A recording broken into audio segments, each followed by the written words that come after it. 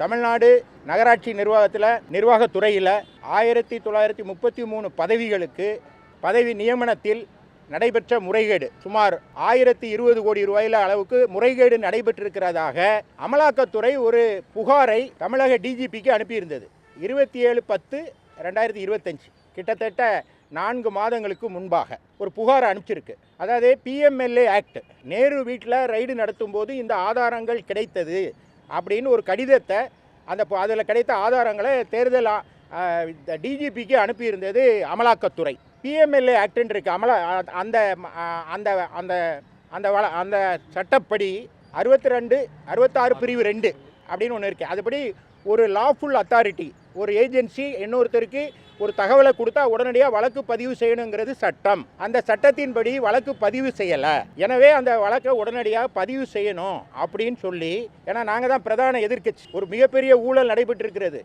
வேலைவாய்ப்பை பெற்று நாங்கள் உருவாக்கி தருவோன்னு சொல்லிட்டு தேர்தல் வாக்குறுதி கொடுத்துட்டு அந்த வேலைவாய்ப்பை பணத்தை பெற்றுக்கொண்டு கொடுத்தாருங்கிறது குற்றச்சாட்டு. அப்போ அந்த குற்றச்சாட்டை லஞ்ச ஒழிப்புத்துறை விசாரிச்சிருக்கணுமா இல்லையா? பண்ணலை.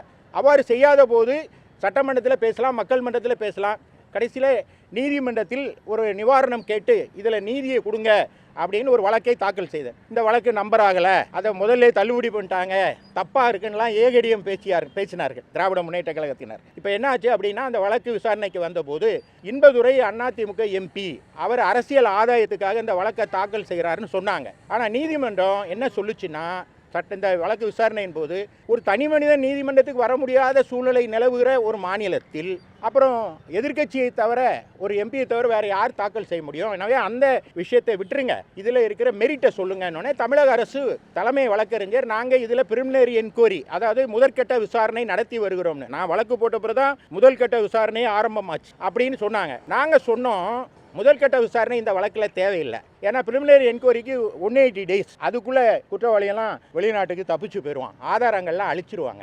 எனவே உடனடியாக இதில் FIR போடணும் அப்படின்னு கேட்டிருந்தோம். இந்த வழக்கு விசாரணையினுடைய முடிவில் நீதிமன்றத்தை ஒத்தி வைத்து இன்றைக்கு தீர்ப்பு கொடுத்துருக்கு. தீர்ப்பில் என்ன சொல்லியிருக்காங்க அப்படின்னா, இந்த வழக்கை கடந்த அக்டோபர் மாதம் கொடுத்த ஒரு ஆதாரங்களை வச்சுக்கிட்டு நீங்கள் வழக்கு பதிவு செய்யாத நிலையை நான் பார்க்கும்போது இந்த வழக்கை வேற ஒரு ஏஜென்சி, அதாவது CBI போன்ற வேற ஒரு ஏஜென்சிக்கு விசாரணைக்கு கொடுத்து விடலாம் என்று கூட நாங்கள் நினைத்தோம். அது நீதிபதி சொல்றாரு, நாங்கள் நினைத்தோம், ஆனால் நீங்கள் பிரிமினரி என்கொயரி நடத்துறதா சொல்றீங்க. இந்த வழக்கில் பிரிமினரி என்கொயரி தேவையில்லை, ஏன்னா குற்றவாளிகள் தப்பிச்சு போயிடுவாங்க, ஆவணங்கள் அழிக்கப்படும், அதில் இருக்கிற அந்த வழக்கினுடைய சாராம்சத்துக்கு அதுக்கு தேவையான ஆதாரங்கள் அளிக்கப்பட்டு விடுங்கிறதுனால ஃபோர்த் வித்னு ஒரு வார்த்தையை பயன்படுத்த, அதாவது உடனடியாக FIR ஃபைல் பண்ணுங்க அப்படின்னு லஞ்ச ஒழிப்புத்துறைக்கு இதில் உத்தரவிட்டிருக்காங்க.